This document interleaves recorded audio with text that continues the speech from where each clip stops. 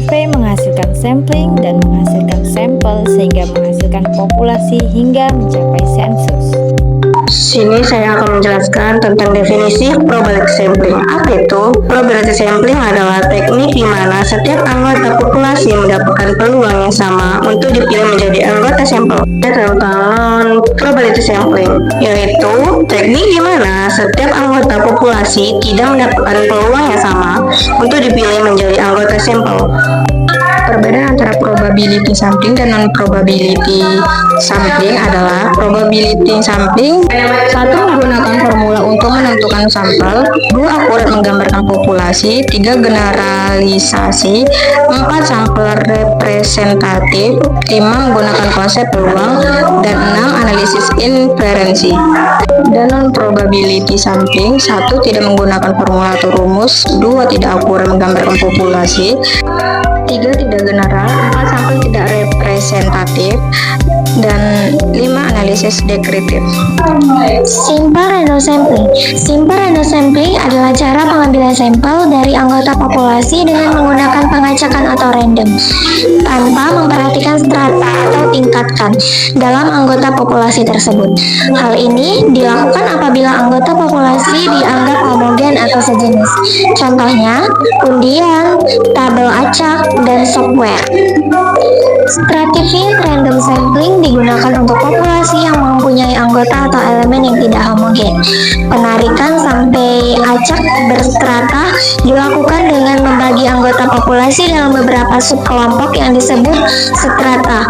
Lalu suatu sampel dipilih secara acak sederhana dari masing-masing stratum. Ada 2 mode, yaitu proporsional dan disproporsional. Cluster random sampling.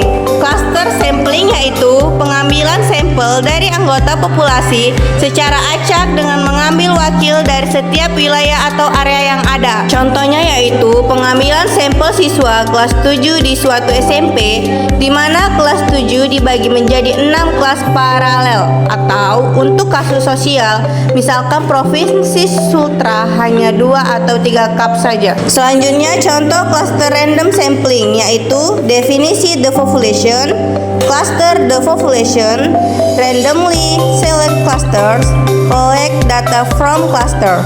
Systematic random sampling, penarikan sampel acak sistematis juga merupakan dasar untuk teknik penarikan sampel lainnya.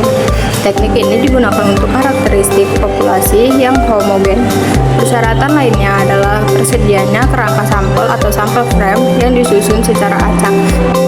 Dan contohnya ada di bawah pada gambar di atas ini. Non-probability sampling. Purposive sampling adalah cara pengambilan sampel dengan berdasarkan pada pertimbangan tertentu, sehingga sering juga disebut sampling pertimbangan.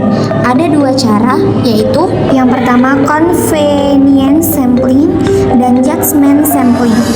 Contohnya, peneliti ingin meneliti tentang masyarakat budaya, maka sampel yang dipilih adalah masyarakat budaya. Berikut adalah contoh kuota sampling. Kemudian accidental sampling. Accidental sampling adalah cara pengambilan sampel berdasarkan faktor spontanitas, artinya siapa saja yang secara tidak sengaja bertemu dengan peneliti dan sesuai dengan karakteristik populasi, maka orang tersebut dapat diambil sebagai sampel. Contohnya yaitu seorang peneliti yang sedang meneliti turis di Bokori, maka peneliti mewawancarai secara spontan setiap turis yang ada di tempat tersebut. Selanjutnya ada expert sampling. Expert sampling adalah teknik pengambilan sampel yang didasarkan pada pendapat ahli, sehingga apa dan siapa yang akan dipilih menjadi anggota sampel tergantung pada ahlinya. Ahli yang dimaksud adalah seorang yang dianggap ahli tentang topik yang akan diteliti. Untuk mencari tahu tentang expert sampling lebih dalam, diperlukan ahli yang mengerti tentang kebudayaan masyarakat di suku tersebut. Selanjutnya ada snowball sampling. Snowball sampling yaitu teknik sampling yang semula berjumlah kecil, kemudian anggota sampelnya mengajak temannya untuk dijadikan sampel, dan seterusnya sehingga jumlah sampel semakin membesar jumlahnya dan semakin banyak orangnya. Nah, ini adalah contoh snowball sampling yang tadinya hanya satu orang, kemudian satu orang ini mengajak dua orang, selanjutnya dua orang ini mengajak beberapa orang sehingga menjadilah banyak sampelnya. Nah, ini adalah rumus sampling Slovin untuk menghitung sampling agar lebih mudah dan lebih akurat hasilnya.